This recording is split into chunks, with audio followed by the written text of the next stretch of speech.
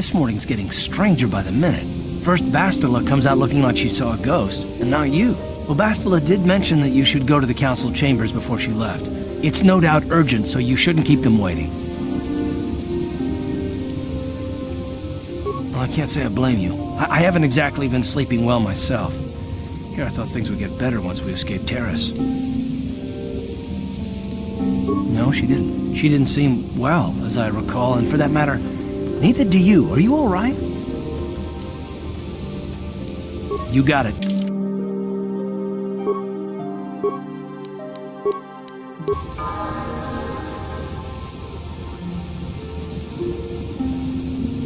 Yeah, what do you want? You want to hear tales of my exploits? Of the wars I've seen and fought? The enemies I've seen die by my hand? Sure, I'll humor you. My name's Canderous, of the Mandalorian clan Ordo. I've been fighting across the galaxy for 40 of your years. For my people, it is the honor and glory of battle that rules us. It's through combat that we prove our worth, gain renown, and make our fortunes.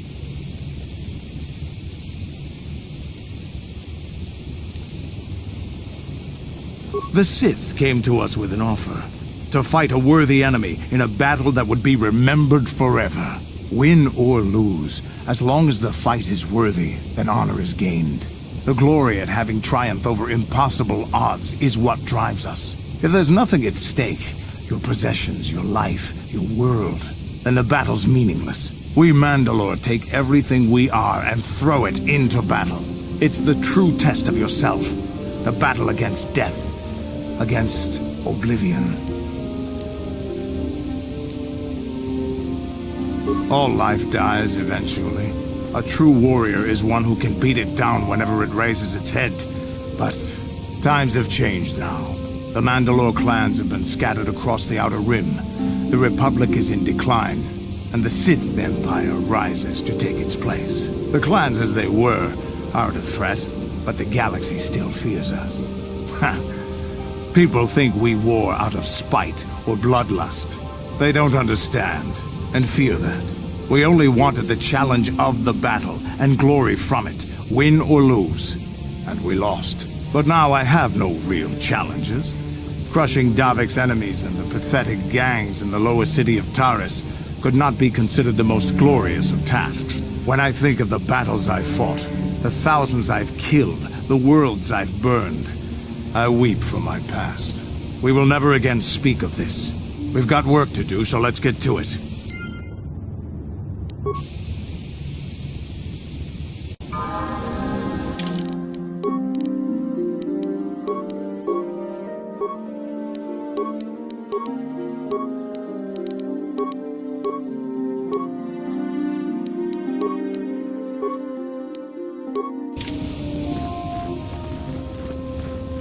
If you are seeking information, perhaps the Jedi Council will help. Yikukuno no ba mulira. Ka chikun idahadonga. Yiki. Jedubadwana ni dibobo. Dong na bungsha nununya. Muchashak pakat. Kieno no. Ka chikun idahadonga. Yikinkuno ba mulira chikun. Achuta. Wonga kun. Que puna! Kavadompa! Runda di hodonga kun hunkabi. Wana kun bez ching baka chi kun ida hodonga. Yiking kuno ba mulera chi kun. Jeda badawana ni dibobo. Dong na bungsha.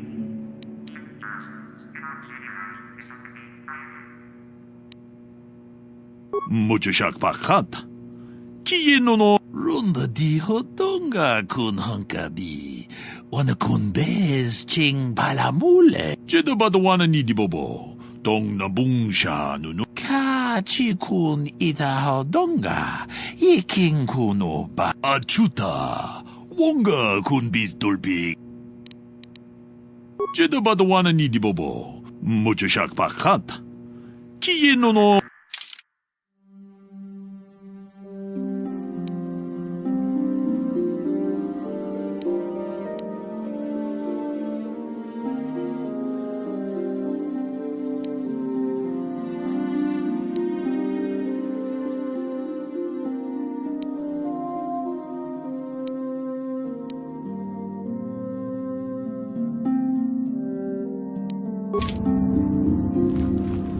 Inkin kuno ba muli hakuchikopa. Gino. Mucha hod.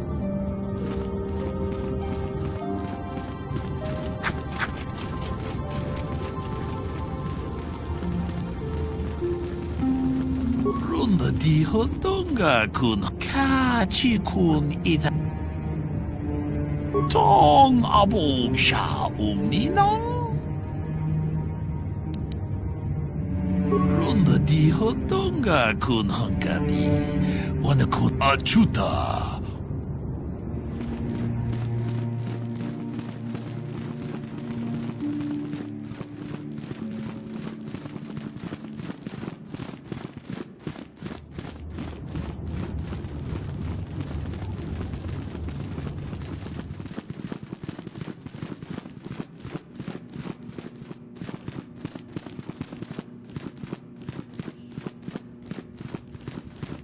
Bastila has told us of a most unusual development.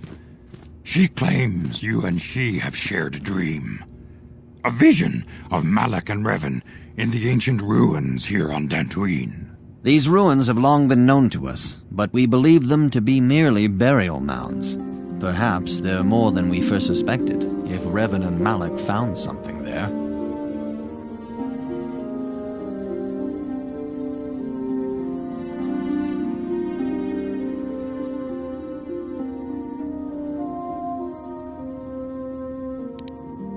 She says she has felt your presence within the dream. The presence she has felt within you ever since... Master Vandar. Ever since Taurus. It is not unknown for this to happen between two people strong in the Force. Bastila has described this shared dream to the Council in great detail. We feel it is more than a dream. It is a vision. The Force is acting through you, as it acts through Bastila.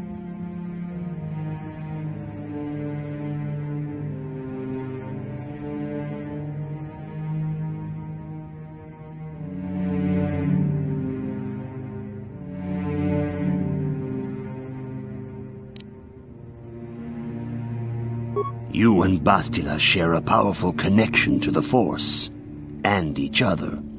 This is not unheard of. Connections often form between master and student, but rarely does a bond develop so quickly. Whatever dangers may lie ahead, we cannot ignore the destiny that has brought you and Bastila here to us, together.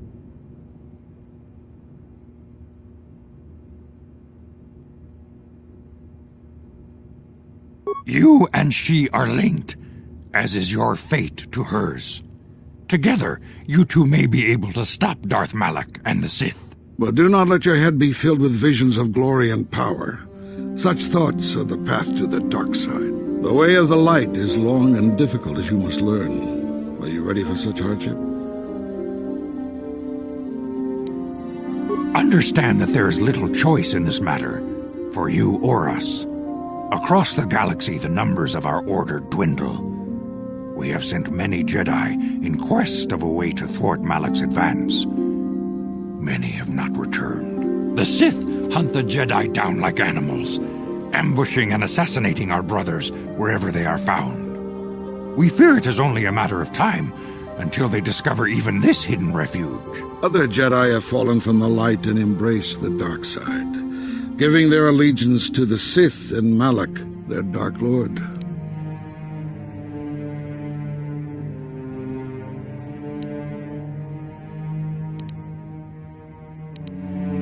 The lure of the dark side is not easy to resist.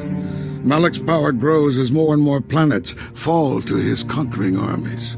If Malak is not stopped, the Republic will fall, and the Jedi will be hunted to extinction. The galaxy will enter a time of darkness and tyranny, not seen for 1,000 generations. The Council has decreed that you and Bastila must investigate the ancient ruins you dreamed of, once the Council deems you ready. Perhaps there you will find some clue, some explanation of how Revan and Malak were corrupted, and perhaps there you shall find a way to stop them. The Force flows through you like no student we have ever seen. But you are willful and headstrong, a dangerous combination. Before we send you to investigate the ruins, you must be trained in the ways of the Jedi, so that you can resist the darkness within yourself, within all of us. Otherwise, you are doomed to fail.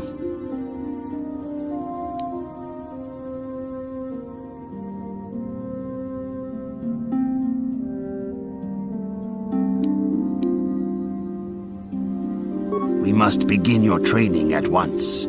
You have a destiny upon you that you must be prepared to face. The entire fate of the galaxy is upon you. I can only hope you will prove up to the task. The path you have chosen to walk is difficult. Intensive training will prepare you physically for the demands of the Order. Meditation will teach you to channel the power of the Force. To truly understand the way of the Jedi, you must open your mind to knowledge. Seek wisdom in the teachings of the great masters of our Order. A Jedi is never alone. Others in the Order will always stand by you. You and Bastila share a special bond. Do not be afraid to turn to her when you need help in your training. The way of the Jedi is difficult. It requires great discipline. Yet even though you are a mere apprentice, your potential is unlimited, and your progress amazing.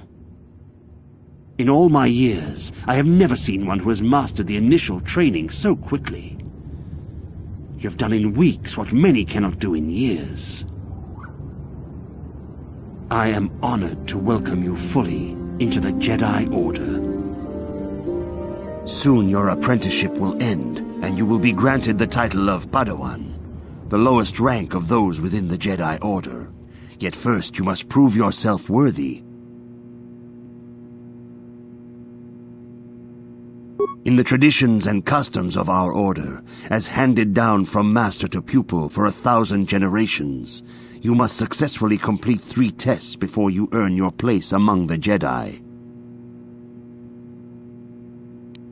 These tests will see if you have truly mastered the training you have been given, both mental and physical. Upon completing these tests, you will pass from apprentice to Padawan, and join in the ranks of the Jedi. First, I will test your knowledge of the Jedi Code. These tenets must always guide your actions. In everything you do, you must always be conscious of their wisdom. You must prove you have a Jedi's understanding of the Code. Return when you feel you are ready for this challenge.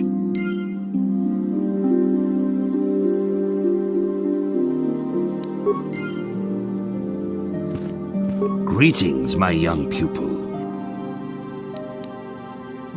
Few mention those names around here anymore. When I was still on Coruscant, Revan and Malak often came to me for additional training. In particular, Revan's hunger to learn seemed insatiable. I should have recognized this as a warning sign. But I perceived the young Padawan's lust for knowledge as simple exuberance and eagerness. Revan was my most promising pupil, one I felt sure would someday become a champion of the Jedi Order. The Jedi Order moved too slowly for Revan and Malak. We were too cautious in their eyes. They always sought to learn far quicker than their masters felt was prudent. It is one thing to understand a lesson, but to truly comprehend it takes a wisdom that only comes with time. Several years ago, when the Mandalorian threat first arose, Revan and Malak were eager to journey to the Outer Rim to defeat the enemy of the Republic. But the Council felt it best if we moved with care and caution. The true threat, the Council feared, had not yet revealed itself. But Revan would not be dissuaded. Charismatic and powerful, it was inevitable many of the Order would flock to Revan's seemingly noble cause. Malak was the first to join his closest friend. Others soon followed, many of our youngest and brightest, intent on saving the galaxy from the Mandalorian threat. They were foolish to disregard the Council's wishes. I do not know what happened to Revan, Malak, and their followers on the farthest reaches of the Outer Rim, but something corrupted them. Their ideals became twisted, their spirits were tainted, and they fell to the dark side. There is a lesson in this, a lesson you would do well to take to heart. The dark side can corrupt even the most noble of Jedi. You have learned much, yet there is much more for you to still understand. When you feel that you are ready to continue your training, know that you can find me here.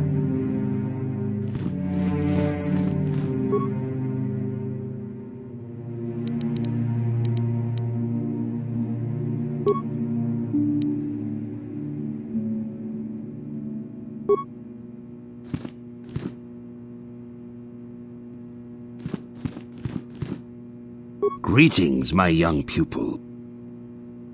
Soon your apprenticeship will end, and you will be granted the title of Padawan, the lowest rank of those within the Jedi Order. Yet first you must prove yourself worthy in the traditions and customs of our order, as handed down from master to pupil for 1,000 generations. You must successfully complete 3 tests before you earn your place among the Jedi. These tests will see if you have... First, I will test your knowledge of the Jedi Code. These tenets must always guide your actions. In everything you do, you must always be conscious of their wisdom. You must now prove you have a Jedi's understanding of the Code by completing these fundamental precepts of our order. There is no emotion.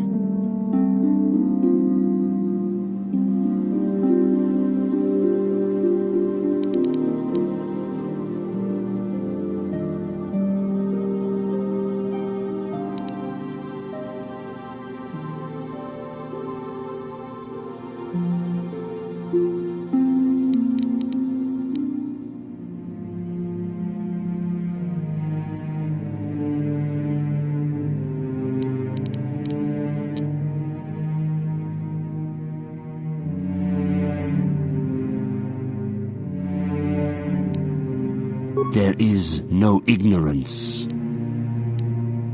There is no passion. There is no chaos. There is no death. You have learned your studies well, apprentice. It will not be long before you are a full member of our order. But first, you must pass the second test and learn about the most prized possession of a Jedi. The very symbol of our order, the lightsaber. The lightsaber is the traditional weapon of our order. It is a symbol of a Jedi's skill, dedication, and authority. And each lightsaber is as individual as the Jedi who wields it. The blade is made of pure energy, focused by polished crystals in the hilt. As the second test, each Jedi must construct his lightsaber with his own hands. And now it is your time. Speak with Master Dorak, and he will guide you through the choosing of a crystal.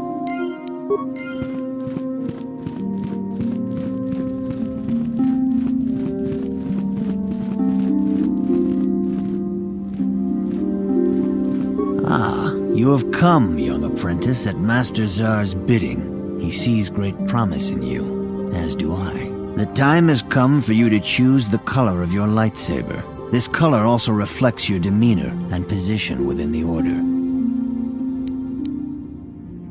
Blue is the color of the Jedi Guardian. This Jedi battles against the forces of evil and the dark side. They focus more on combat training and use of the lightsaber. Yellow is the color of the Jedi Sentinel.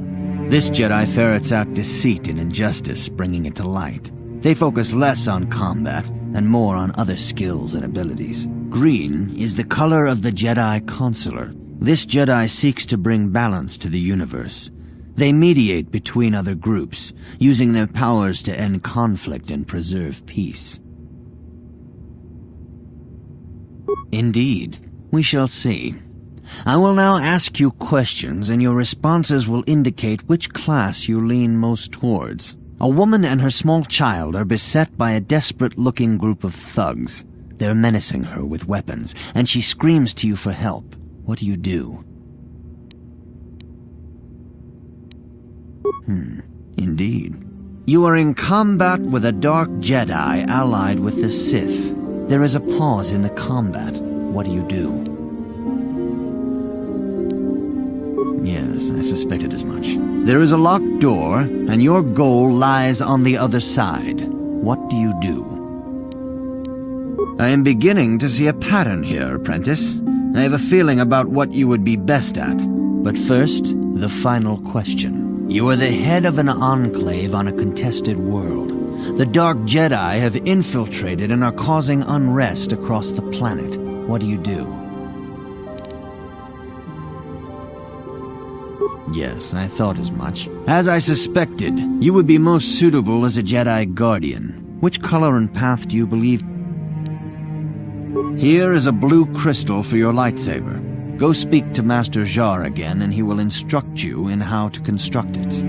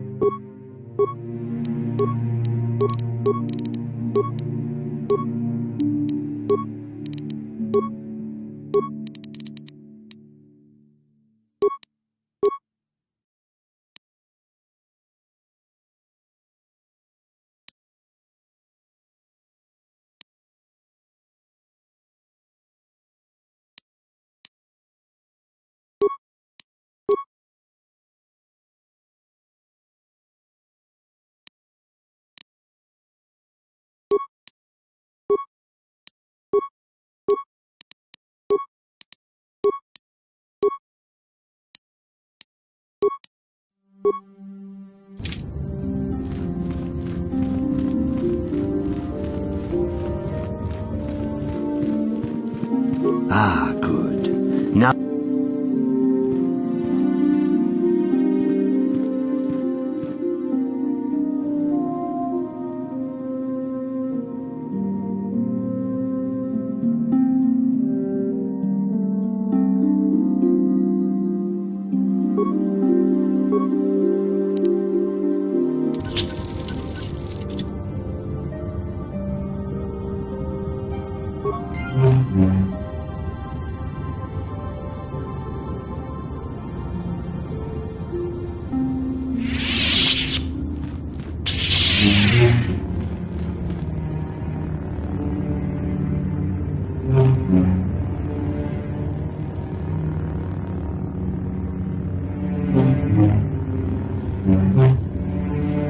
You have done extremely well in constructing your lightsaber, apprentice.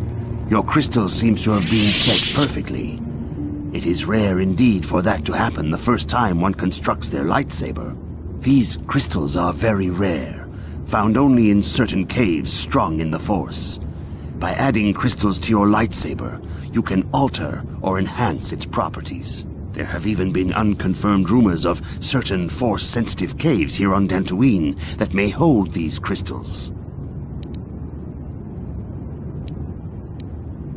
Your lightsaber identifies you as a member of the Jedi Order. With such recognition comes honor and respect, and the attentions of dangerous enemies. The Sith and Dark Jedi will seek to destroy you, apprentice. And you must prove yourself worthy in battle against a foe who also wields a lightsaber. Are you ready to face the final challenge, apprentice? For every Jedi, the threat of the dark side is always present. You must truly understand this before you are accepted into the Order. You must see the corruption of the dark side for yourself. Even here on Dantooine, there are places where the dark side holds sway, twisting and tainting nature itself. The ancient grove once used for deep meditation by the Jedi is now tainted. A wave of darkness perverts the region around it. The Kathhounds in the area have become savage and ruthless. They have become a threat to the settlers, a threat the Jedi have promised to stop. The Kathhounds are but a symptom of the true problem.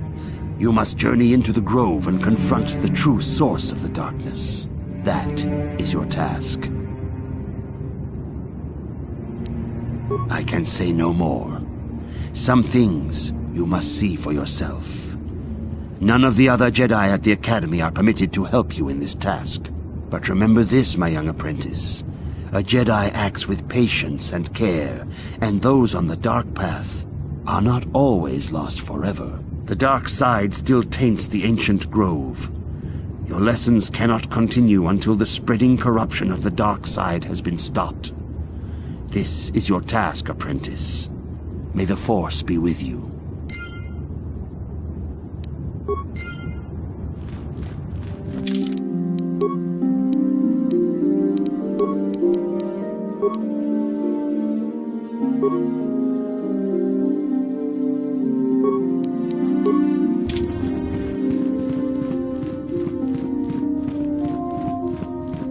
If you have questions, you should direct them toward the Jedi Council members.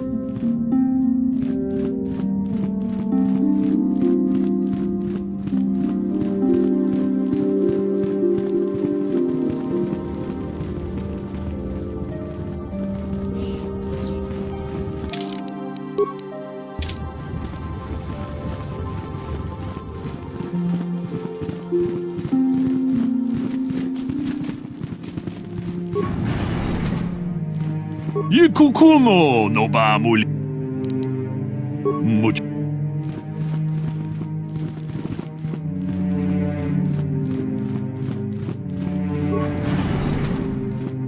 Why are you bothering me?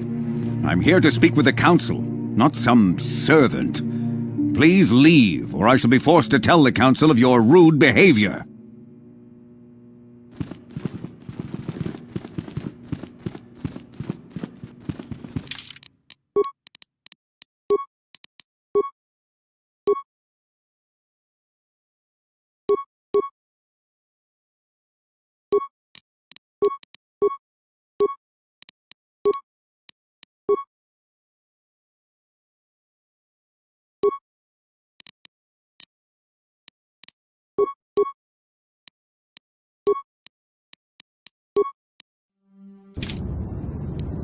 What?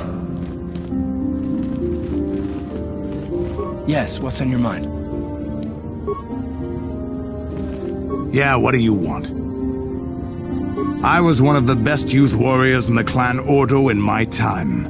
No one before me had mastered the power of our basilisk war droids as quickly as I had. Except Mandalore himself, of course. In those days, we were sweeping across the Outer Rim, destroying all who fought us. Young Mandalores would prove themselves in real combat with unknown opponents above 1,000 worlds. Each brought back stories of his achievements.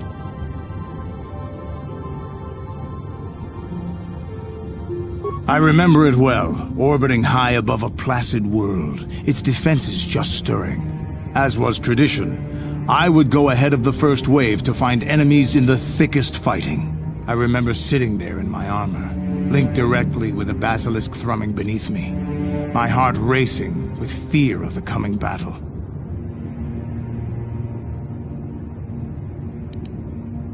The doors opened in front of me, and the air was sucked out of the drop bay, scattering crystals of frozen vapor across my path. I can't describe what it feels like to look directly down at a world, falling continuously as you circle it, with barely 15 centimeters of armor plate protecting you. When the magnetic locks disengaged on my droid, I plunged out of the drop bay towards the battle that waited below.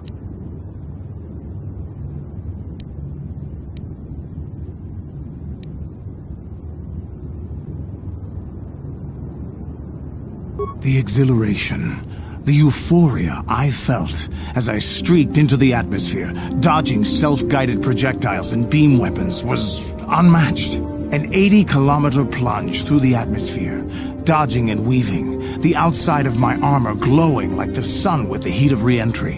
And with barely 30 meters to spare, I twisted and skimmed the surface, firing at the giant beam generators that were in my path.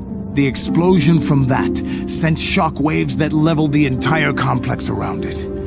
It was the moment of my life. I'll never forget those times. But things are different now. We can't go on fighting the way we did. There are too few of us left now. But I really don't want to talk about this anymore. I trust I've satisfied your curiosity for now. Is there something else you want to know? Your choice. I'm here if you want something done right. Yes, what's on your mind? You got it.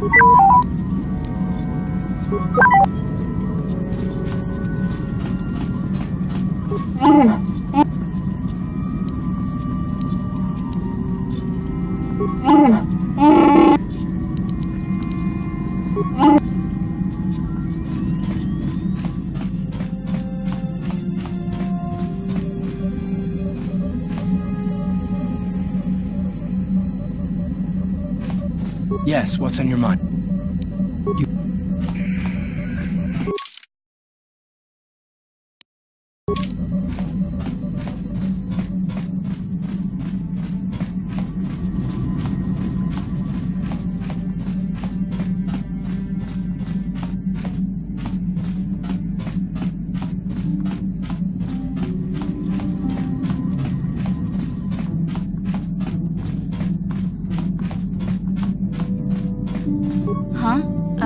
Sorry, I was thinking about Terrace. I still can't believe it's gone. I mean, I grew up there and now it's just gone.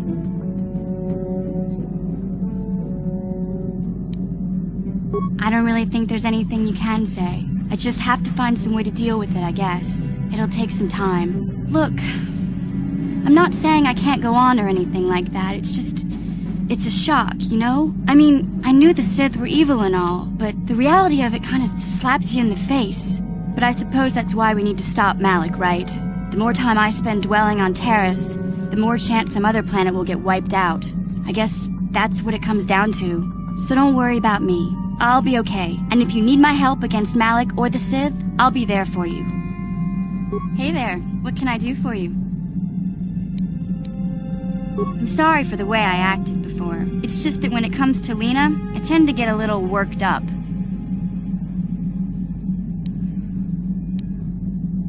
My brother and me had a good thing going. Sure, Griff had his run-ins with the law on Terrace, but we got by okay, until Lena came and ruined everything. She was a dancer at the cantina where my brother used to go play Pazik. Griff could be a real smooth talker, and it wasn't long before the two of them were dating. But Lena was used to dating rich Teresian nobles, guys with mountains of credits. Griff could never give her the lifestyle she was used to, no matter how hard he worked. I thought Lena would brush Griff off when she saw how poor he was, but for some reason, she stuck around.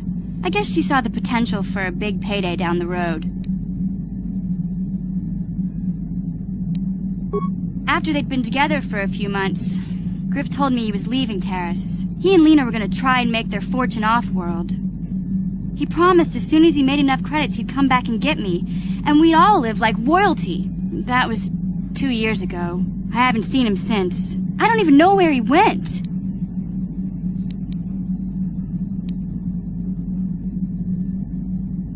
Oh, I know what happened. As soon as she got him off Terrace, Lena sunk her claws into Griff butt good. She twisted him around her little finger and made him forget me. I know I'll probably never see him. But part of the reason I came with you was the hope that I could find out what happened to my brother. Don't worry. I won't let the search for Griff get in the way of what we're doing. Let's just get back to the task at hand. Is there anything else I can help you with? Okay, have it your way. Hey there, what can I do for you? Don't worry. I won't let... Okay.